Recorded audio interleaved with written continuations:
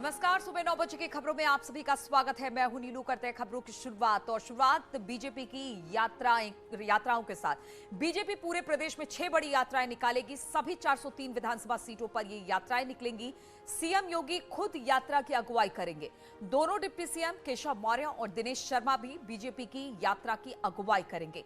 BJP के बड़े नेता यात्रा को लीड करने वाले हैं और जो ये यात्रा होगी वो हम आपको बता दें कि अवध, काशी, गोरखपुर, ब्रिज, पश्चिम और बुंदेलखंड में ये यात्राएं निकाली जाएंगी। यात्रा के जरिए सरकार की योजनाएं जनता तक पहुंचाई जाएंगी। पहली यात्रा 7 दिसंबर से शुरू हो सकती है।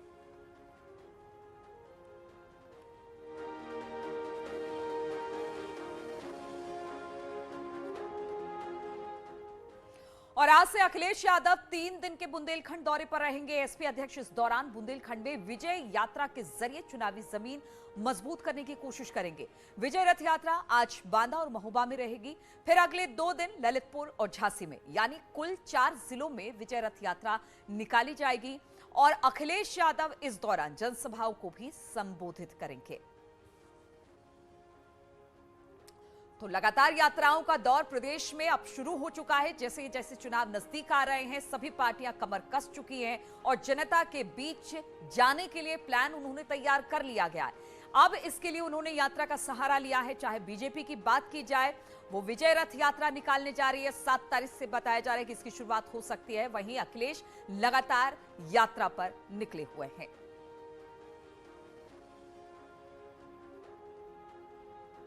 और इसी पर बातचीत करने के लिए अलाउद्दीन हमारे साथ बांदा से जुड़ा है, क्योंकि अखिलेश के यहाँ पर रथ यात्रा होने वाली है। और अनामिका हमारे साथ लखनऊ से जुड़ रही हैं। जो बीजेपी अब रथ यात्रा का प्लान तैयार करके 7 दिसंबर से निकलने की तैयारी में जुट गई है। तो अनामिका, पहले तो ये बताइए, 4 यात्राएं बीजेपी की तरफ से होंगी। चुनाव जैसे जैसे नजदीक आ रहे हैं, अब सभी पार्टियों ने अपनी कमर कस ली है। और खासतौर पर यात्राओं की बात की जाए तो इन यात्राओं के जरिए लोगों से जुड़ने का मन पूरी तरह से पार्टियों ने बना लिया है, ताकि अपने कामकाज को, अपनी तमाम रणनीति को उन तक पहुंचाया जा सके। तो ये यात्राएं क्या 7 तारीख से शुरू हो जाएंगी? तारीखों का ऐलान 7 तारीख से पहली यात्रा का कर दिया गया है। और देखिए, जिस तरीके से जो सियासी समीकरण साधने का प्रयास कर रही है बीजेपी 2022 के चुनाव के मद्देनजर, इसमें अब यात्राओं के जरिए पूरे प्रदेश में भगवा माहौल बनाने का प्रयास होगा। और प्रयास ये भी होगा कि जिस तरीके से सरकार ने कामकाज किया है उसको जनता तक पहुंचाया जाए। और शायद यही वजह है कि अब पार्टी संगठन के लिहाज से 6 क्षेत्रों से 6 बड़ी यात्राएं निकालने की तैयारी कर रही है। ब्रिज की बात करें, अवध की बात करें, काशी की बात करें, गोरखपुर की बात करें या पश्चिमी यूपी की बात करें, हर जगहों से यात्रा निकलेगी। प्रयास ये होगा कि बड़े नेता इसकी अगुवाई करें, लेकिन जो सरकार के मंत्री हैं, विधायक है, वो अपने अपने क्षेत्रों में इसको लेकर जाए। यानी सभी 403 सीटों पर कम से कम इस यात्रा के जरिए प्रयास होगा अपने पक्ष में माहौल बनाने का। 7 दिसंबर टेंटेटिव डेट दी गई थी प्रस्ताव बनाने के लिए, लेकिन अभी इसको लेकर कोई भी पुख्ता ऐलान नहीं किया गया, क्योंकि 7 दिसंबर को ही पीएम मोदी गोरखपुर में मौजूद रहेंगे। अखिलेश यादव वेस्ट यूपी में रैली कर रहे होंगे। तो क्या ये डेट मुफीद रहेगी या फिर कोई डेट आगे बढ़ाई जा सकती है? लेकिन माना यह जा रहा है कि चूंकि जनवरी में आचार संहिता लागू हो जाएगी पहले सप्ताह में, लिहाजा पूरा का पूरा दिसंबर बीजेपी यात्राओं के जरिए आगे बढ़ने की कोशिश कर रही है। और माना यह जा रहा है कि 7 तारीख या 7 तारीख के बाद किसी भी दिन से इन यात्राओं की शुरुआत हो सकती है। पार्टी के तमाम बड़े नेता इसकी अगुवाई करेंगे, चाहे जेपी नड्डा हो, चाहे अमित शाह हो, चाहे धर्मेंद्र प्रधान हो, चाहे मुख्यमंत्री योगी आदित्यनाथ, दोनों डिप्टी सीएम, सभी इसकी अगुवाई करेंगे। लेकिन इन्वॉल्वमेंट हर सरकार के मंत्री और विधायक का होगा। यानी कि मंत्रियों के पास ये मौका होगा कि वो घर घर जाकर अपनी बात पहुंचा सके, अपने क्षेत्र में जा सके और ये बता सके कि सरकार ने उनके क्षेत्र के लिए, उनके विधानसभा सीट के लिए क्या काम किए हैं, कितने कामकाज किए गए हैं। इसी आधार पर वो 2022 के चुनाव पे उनको वोट दे। तो यात्राओं के जरिए अपने पक्ष में माहौल बनाने का प्रयास है बीजेपी का। हालांकि ये प्रयास कितना सफल हो पाएगा ये आने वाला वक्त बताएगा। फिलहाल तैयारियां जोरों पर चल रही है। ठीक है, तैयारियां जोरों पर है बीजेपी की, लेकिन अखिलेश ने तो अपनी यात्राएं शुरू कर दी हैं। अलाउद्दीन हमारे साथ बांदा से जुड़ रहे हैं। अलाउद्दीन, अगर अखिलेश की बात की जाए, इस बार हमने देखा कि तमाम पार्टियों ने यात्राओं का सहारा लिया है जनता के बीच तक जाने के लिए। बीजेपी ने अभी इसकी शुरुआत नहीं की है, लेकिन तैयारी पूरी है। बहुत जल्द उनकी यात्राएं शुरू होंगी। लेकिन अखिलेश लगातार यात्राओं पर निकले हुए हैं। आज किस तरीके का उनका कार्यक्रम है? क्या इस दौरान वो जनसभा को भी संबोधित करेंगे?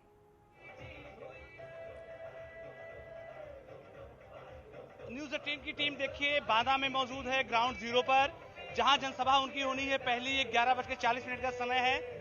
वहां से हम लगातार तस्वीरें आपको लाइव दिखा रहे हैं। 5वीं जो है यात्रा है ये विजय रथ यात्रा के तहत।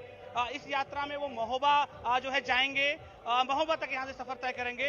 ये पूरा का पूरा जो कार्यक्रम स्थल है वहाँ की तस्वीरें हम दिखा रहे हैं। 12 बजे के लगभग यहाँ पर अखिलेश यादव को आना है और उनको तमाम जो यहाँ पर कार्यकर्ता है उनको संबोधित करेंगे। फिर फाइनली विजय रथ यात्रा यहाँ से शुरू होगी। एक बड़ा टेक्निकल बात है जिस बात का जिक्र करना बेहद जरूरी है कि अखिलेश यादव की बुंदेलखंड की दूसरी यात्रा है। आप जब देखेंगे जो शुरुआत हुई थी कानपुर से उन्होंने हमीरपुर को छुआ था, फिर जालौन हो गए थे, फिर कानपुर देहात के रास्ते से वो वापस लौटे थे लखनऊ।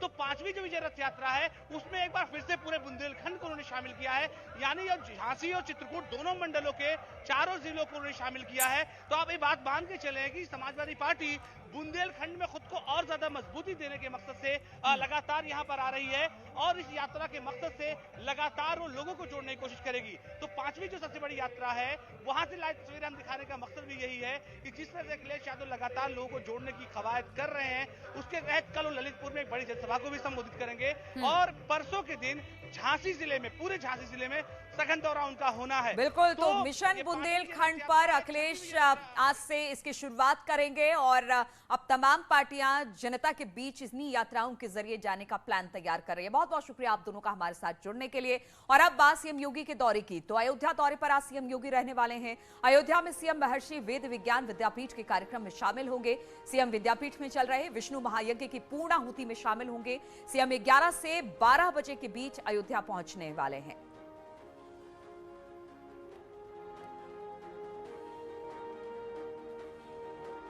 और कासगंज से खबर लेते हैं, जहां पर पुलिस और गो तस्करों के बीच मुठभेड़ हुई है। बताया जा रहा है कि 2 गो तस्कर को गोली भी लगी है इसमें, यानी वो घायल हुए हैं। 3 को गिरफ्तार किया गया है। इनके पास से 2 गाय, 3 तमंचे, 5 कारतूस बरामद किया गया है। ढोलना कोतवाली के मारहरा रोड पर इस मुठभेड़ को अंजाम दिया गया, जहां पर 2 गो तस्कर गिरफ्तार किए गए हैं, जबकि 3 की गिरफ्तारी हुई है, 2 घायल हुए हैं। 5 कारतूस, एक पिकअप वैन भी इनके पास से बरामद किया गया है।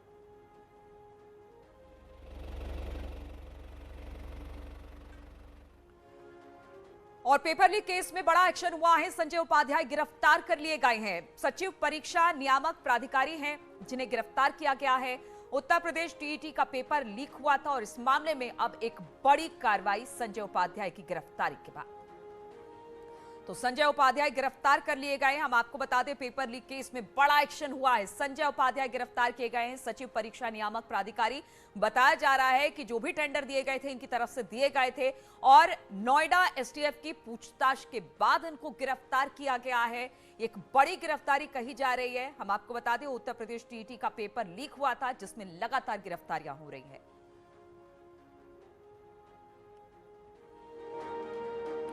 तो नोएडा में पुलिस रिश्वत मामले में अब उत्तर प्रदेश सरकार ने बड़ा एक्शन लिया है। इंस्पेक्टर और हेड कांस्टेबल बर्खास्त कर दिए गए हैं। 11 सदस्यीय एसओजी टीम भी भंग कर दी गई है। इसके अलावा बाकी पुलिसकर्मियों के बयान दर्ज होंगे। पुलिसकर्मियों पर रिश्वत लेकर एटीएम लूटने वालों को छोड़ने का आरोप है और अब इसी में ये तमाम कार्रवाई की गई है।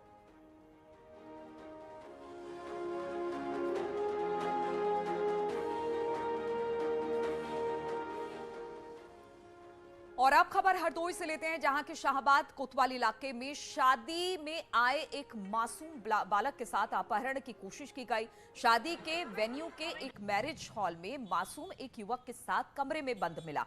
परिजनों ने आरोपी युवक को पकड़कर खूब पीटा और पुलिस के हवाले कर दिया।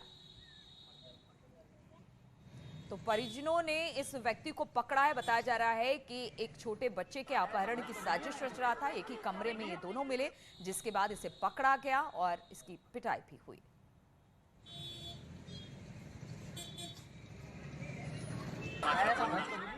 पैलेस में ही ऊपर उन्होंने तलाश किया तो एक कमरे में जो अंदर से बंद था और एक व्यक्ति मुबीन था उसके पास था, तो उन्होंने आशंका जताई कि अपहरण करने का प्रयास कर रहा था।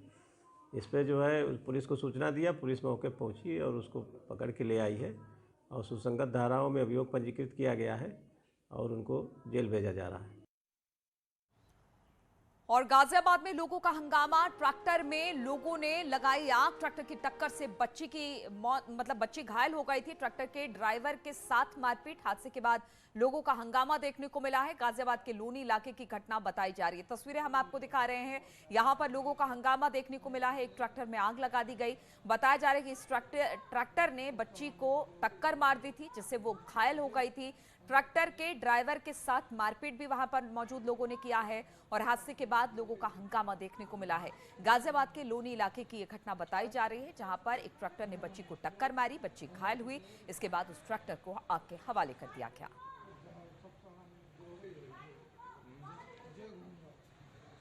क्या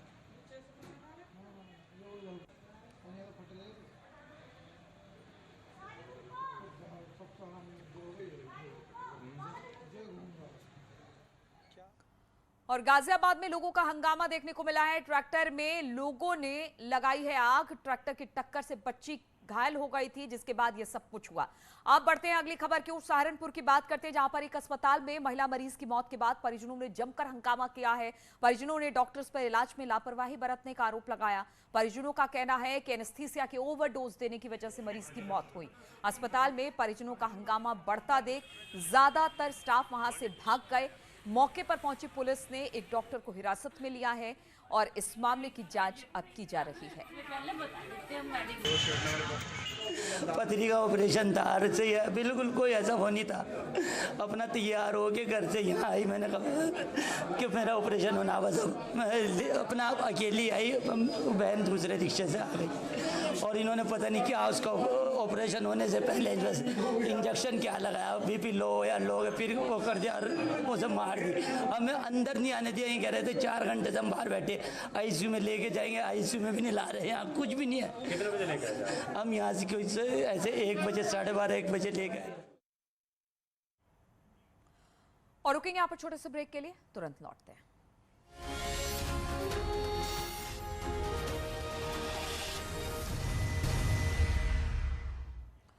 और नोएडा सुपरटेक ट्विन टावर गिराने के मामले में अब हम आपको बता दें कि टावर गिराने की समय सीमा खत्म हो चुकी है। कंपनी को 3 महीने का वक्त दिया गया था।